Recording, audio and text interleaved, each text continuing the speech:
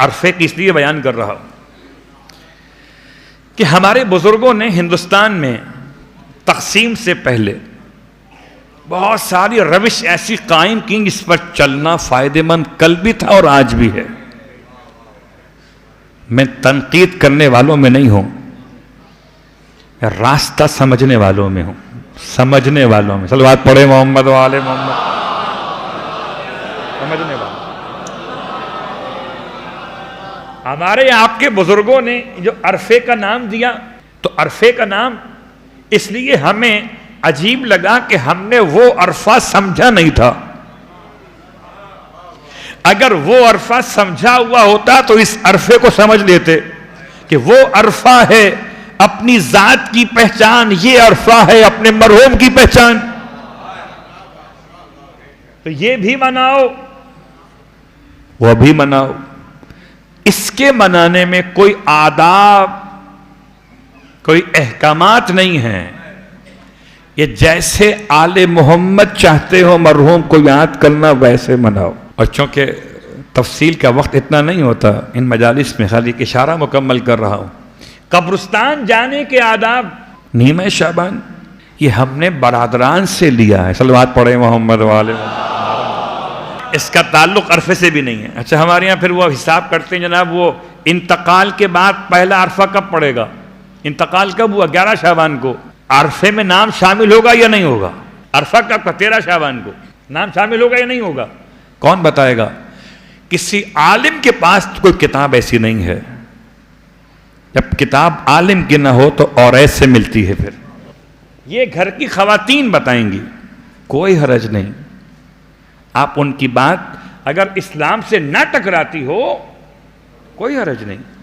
اس نے منع کیا، لیکن اس کو مستحب سمجھ لینا، اس کو سنت سمجھ لینا، یہ غلط ہے.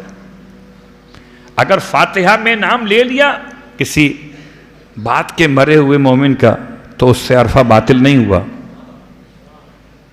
یاد رکھیے گا، اصول پہچان لیجئے، پھر سب کو ساتھ لے کے چلنا تو آپ کو خوب آتا ہے. اصول پہچان لیں. اصول ہے کہ کوئی اپنی طرف کی بات اسلام کا حصہ نہ قرار دی جائے.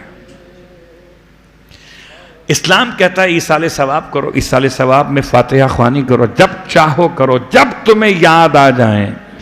میں کہتا ہوں روز عرفہ کرو، ہر نماز کے بعد فاتحہ پڑھو، ابا کی اماں کی سب کی، ہو جائے گا عرفہ. ہر نماز کے بعد پڑھ لو، عرفہ ہو جائے گا. سال میں ایک دن انتظام کرتے ہو کوئی حرج نہیں.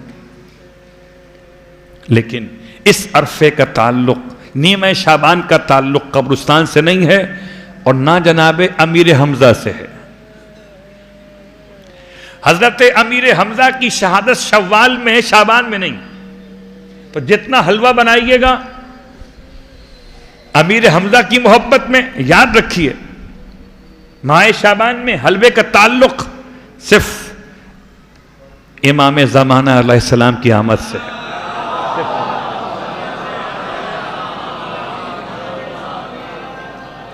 اتنا حلوہ کھلاؤ سب کو کہ جلوہ سمجھ میں آ جائے. اتنا حلوہ کھلاؤ. بات واضح ہو رہی ہے؟ تو عرفہ اور نیمہ شعبان ملاتے ہوئے، عرفہ شعبان کے نیمہ سے 2 دن پہلے مرحومین کی یاد کا نام کر سکتے ہیں، کوئی حرج نہیں. لیکن اس میں کوئی احکامات نہیں ہیں. یہ لیٹ بھی ہو سکتا ہے، ارلی بھی ہو سکتا ہے. 10 نام، 20 نام، 40 نام. اب مجھے اپنے ابا مرحوم کی بات یاد ہے. پراٹھے بنتے تھے گھر میں، پراٹھے گن کے بنتے تھے. یہ 14 بنیں گے، 15 بنیں گے، اور ہر پراٹھے پہ حلوہ اور ایک کباب. اور پھر لسٹ ابا نکالتے تھے اور ٹک کرتے تھے. ہم کھڑے تھک جاتے تھے، یہ حلوہ کب کھانے کو ملے گا. آج بھی ہے، تھوڑا ایڈوانس ہو گیا ہے. صلوات پڑھے محمد والے. آج بھی